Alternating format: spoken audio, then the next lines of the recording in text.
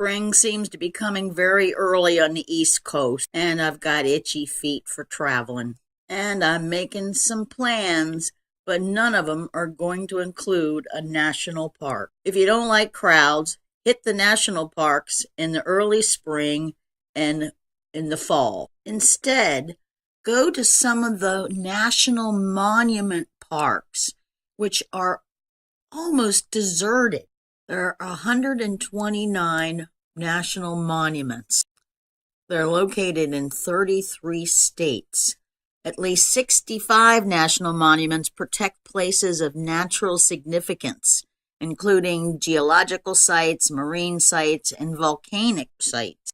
23 national monuments are major sites associated with Native Americans. 33 are other historical sites, including 12 forts. In my experience, they are often less crowded, less developed, and really very interesting. And chances are they're off the beaten path. Canyon De Chelly is one of those places, and it's worth your consideration. Never heard of it? Either had I.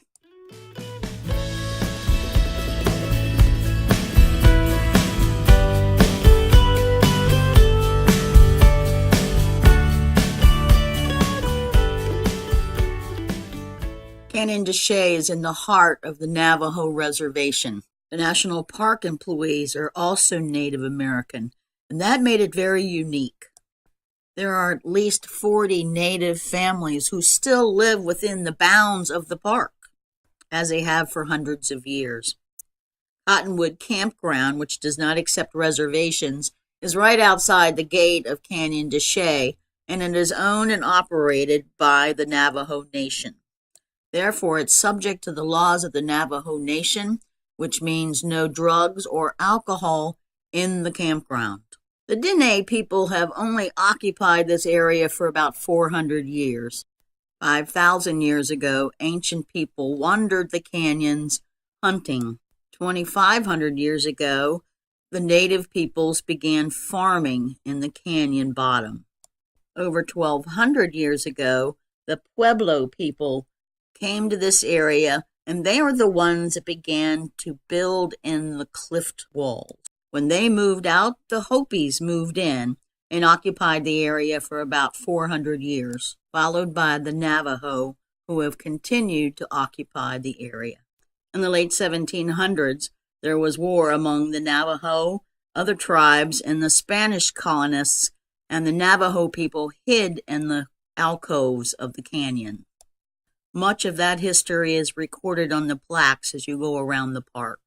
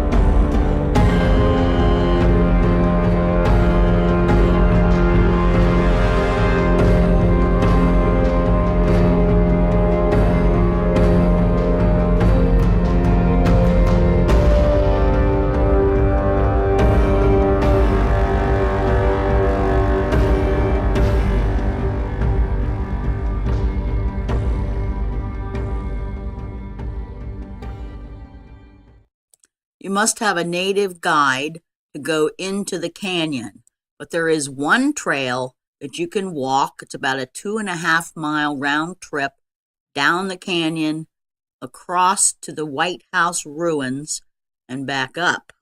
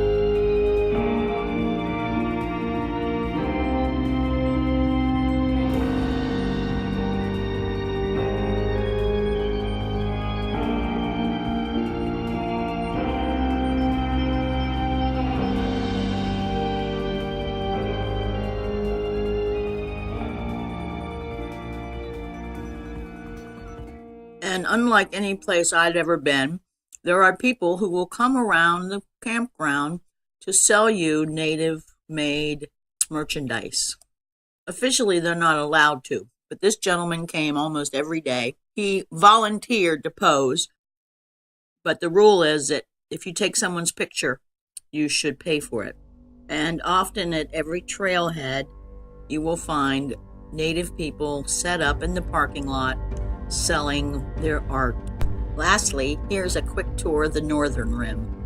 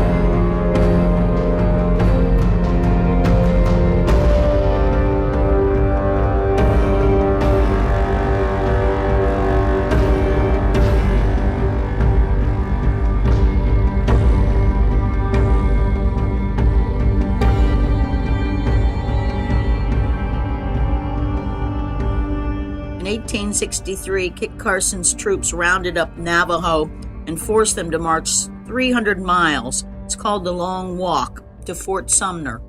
Many died, some resisted, hiding in the canyons, waiting for their families to return.